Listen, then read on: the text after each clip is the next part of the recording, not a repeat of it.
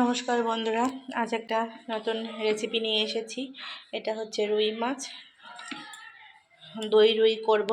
এই গরমের জন্যে দই রুই খেতে খুবই ভালো লাগে, এই জন্য এখানে কিছুটা দাগা আর পেটি নিয়েছি।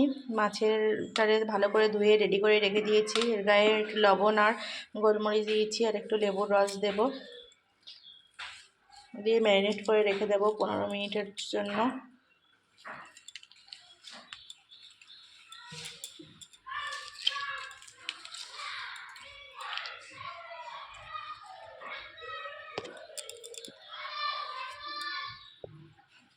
ভালোভাবে লবণ গোলমরিচ আর লেবু রসটা মাখিয়ে রেখে দিয়েছি, জাস্ট 15 মিনিট রাখবো।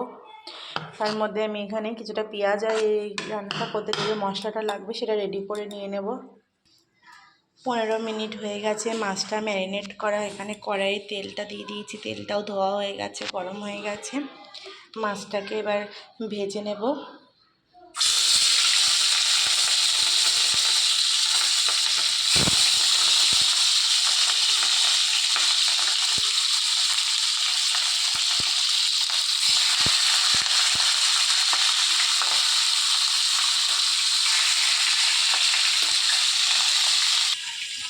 কিছুটা মাছ দিয়ে ঢাকা দিয়ে রেখে দিয়েছি।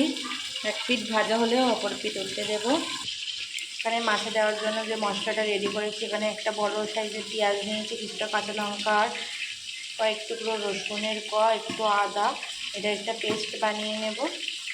আর এখানে কিছুটা পেঁয়াজ কুচিয়ে রেখেছি, এই পেঁয়াজটা পেস্টটা বানিয়ে নেব।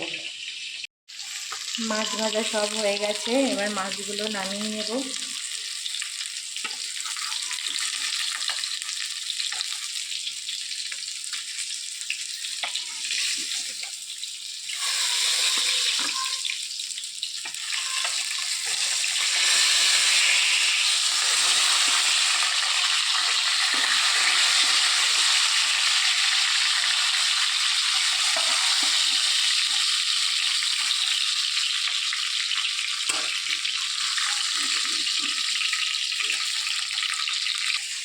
যে সবটা মাছ এপিট ওপিট করে একটু লাল করে ভেজে তুলে রেখে দিয়েছি। এখানে মাছ ভাজার যে তেলটা ছিল বেশি, ওই তেলের মধ্যে পেঁয়াজটা দিয়ে দিয়েছি। এটাকে ব্রেস্টটা বানিয়ে নেব। এই যে মিক্সার জারের মধ্যে কিছুটা কাঠবাদাম বাদাম একটু আধ ভাঙা করে পেস্ট করে নিয়েছি। এবার এর মধ্যে কিছুটা দই দিয়ে দেবো, এখানে টক দই দিয়ে দেবো। যেহেতু এটা দই নাম হচ্ছে দই রুই, ওই কারণে দইয়ের পরিমাণটা একটু বেশি যাবে।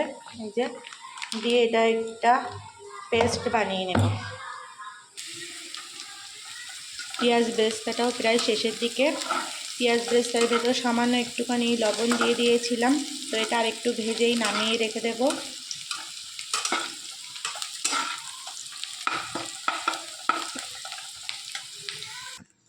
পেঁয়াজ বেরেস্তা করা হয়ে গেছে।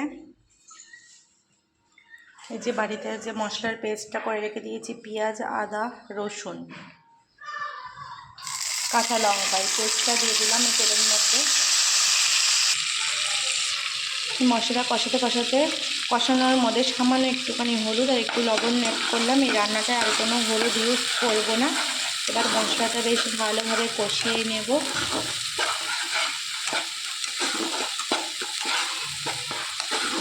তেল ছাড়া অবধি কষিয়ে নেব। মশলাটা কষানোর মধ্যে 1 চামচ জিরে গুঁড়ো আর হাফ চামচের মতো লঙ্কা গুঁড়ো দিয়েছি কালারের জন্য।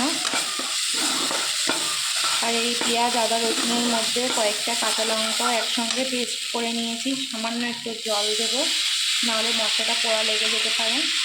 দিয়ে ভালো করে কষিয়ে নেব।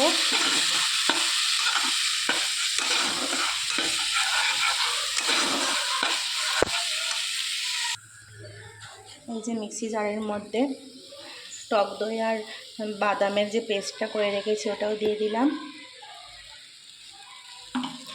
গ্যাসের ফ্লেমটাকে বাড়িয়ে দিলাম, দিয়ে ভালো করে কষিয়ে নেব এটা শুকিয়ে আসা অবধি।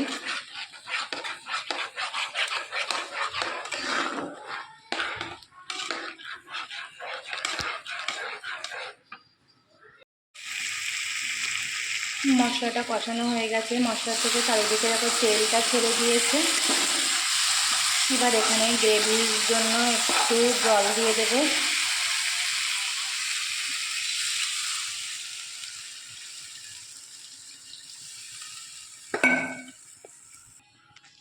জলটা একটু বেশি পরিমাণ দিয়েছি, কেননা মাছগুলো একটু ফুটের মধ্যে সেদ্ধ হয়ে যাবে, ওই কারণে মাছগুলো সব ছেড়ে দিচ্ছি। মাছগুলো সব দিয়ে দিয়েছি, এবার ঢাকা দিয়ে রেখে দেবো ফুটুক ভালোভাবে। মাছটা ঢাকাটা খুলে মাছগুলো এপিট ওপিট করে উল্টে পাল্টে দিচ্ছি।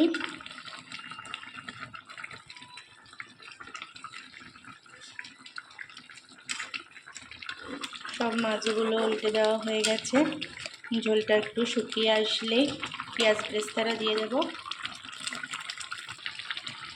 ঝোলটা শুকিয়ে এসছে, এখানে অল্প একটুখানি গরম মশলা গুঁড়ো দিয়ে দিলাম, স্বাদ মতো লবণ দিয়ে দিয়েছি।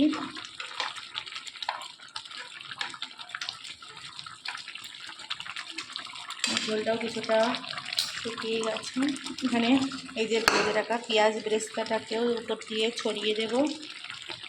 পেঁয়াজ বেরেস্তাটা দিলে টেস্টটা খুব দারুণ আসে।